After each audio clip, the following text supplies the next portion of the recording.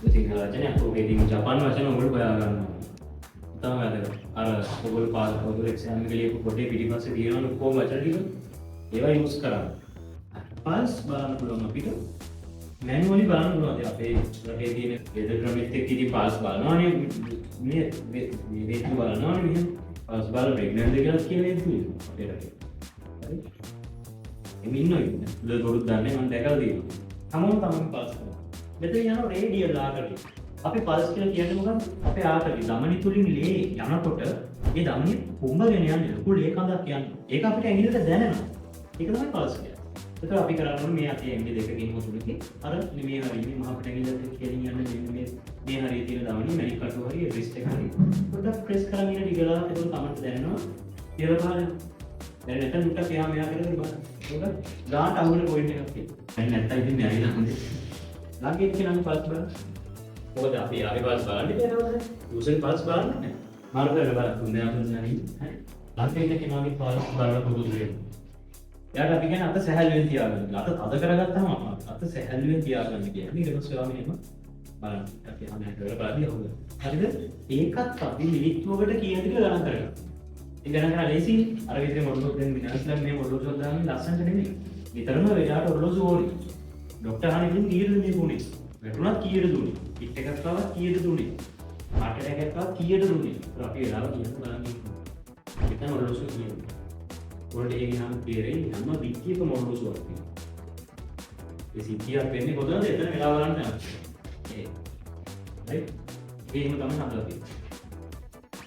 හරි. එතකොට ඕකත් සාමාන්‍ය පල්ස් 60 ඉරක් 100 per minute. මිනිත්තුවට 60 100ත් අතර තමයි පල්ස් රේට් එක වැඩ කරන්නේ. සාමාන්‍යයෙන් වෙන්නේ 72යි කියන්නේ නේද? heart rate එක තමයි pulse rate කියන්නේ. පපුව ගැහෙනවා ආර ගන්න. පපුව ගැහෙන එකට අනුරූපව නෙමෙයි ඉතනක් නේද? මේ ගමන් කරන්නේ දෙකම එකයි. heart rate සමානයි pulse rate එකට. සාමාන්‍යයෙන් අපි කියන්නේ 72යි. ඒකට හරියටම 72 එන්නේ නැහැ. දැන් ඕගොල්ලෝ ගණන් කරලා බලුවොත් 72 එන්නේ හැබැයි 60ත් 100ත් අතර යනවා මිනිත්තුවකට. 60ට වඩා අඩු වෙන්නත් හොඳ නැහැ 100ට වඩා වැඩි වෙන්නත් හොඳ නැහැ. ඔයගොල්ලෝ වේගකින් ඔය 5000ක් කියලා මෙතන දුවගෙන ඇවිල්ලා බස් දැරුවොත් ඔක 120කට 10කට නගින්න පුළුවන්. ඒක වෙනස් වෙනවා. අපි මේ කියන්නේ normally. ඊළඟට පල්ස් බලන්න පුළුවන් මැෂින් එකක් තියෙනවා. මේකට අපි කියනවා pulse oximeter කියලා. ඒකේ පැරාමීටර්ස් දෙකක් බලන්න පුළුවන්.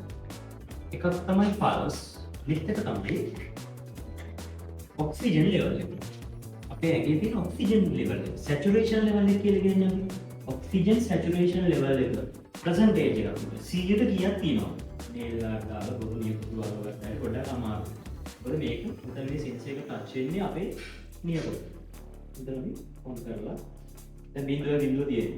අපි මේ නියපොත්ත මේ රතු පාට සෙන්සර් එකට ටච් වෙන්න තියෙනවා. එකක් තමයි මෙතනින් එනවා අපේ පල්ස් ගන්න. හරි heart rate එක නැත්නම් පල්ස් ගන්න සහ අපේ oxygen saturation level එක. 100ට කීයක් තියෙනවද oxygen කියන අදහස?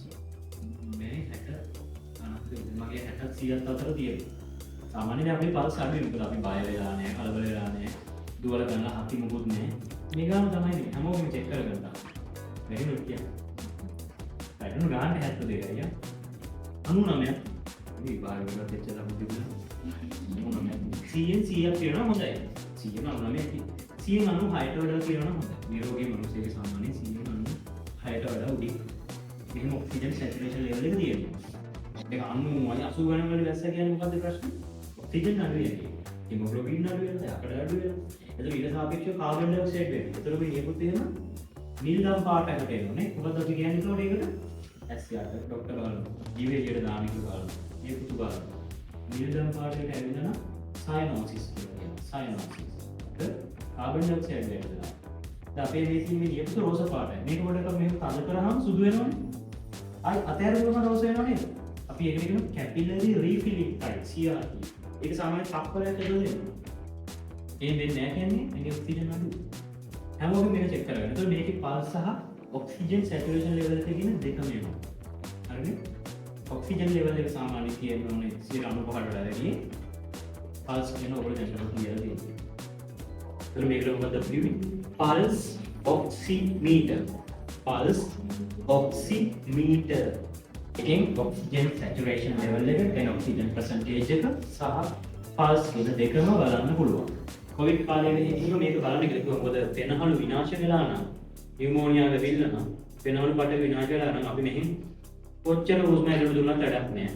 පෙනහළු වල ගාලට විනාශ වෙලා නම් ඒ ඔක්සිජන් ටික අල්ලගන්න පෙනහළු ඇතුලේ කට්ටිය නෑ. එතකොට ඇඟේ ඔක්සිජන් ලෙවල් එක අඩු වෙනවා. මේකෙන් ඒක බලාගන්න පුළුවන්. නමුත් තවම බලන්න හට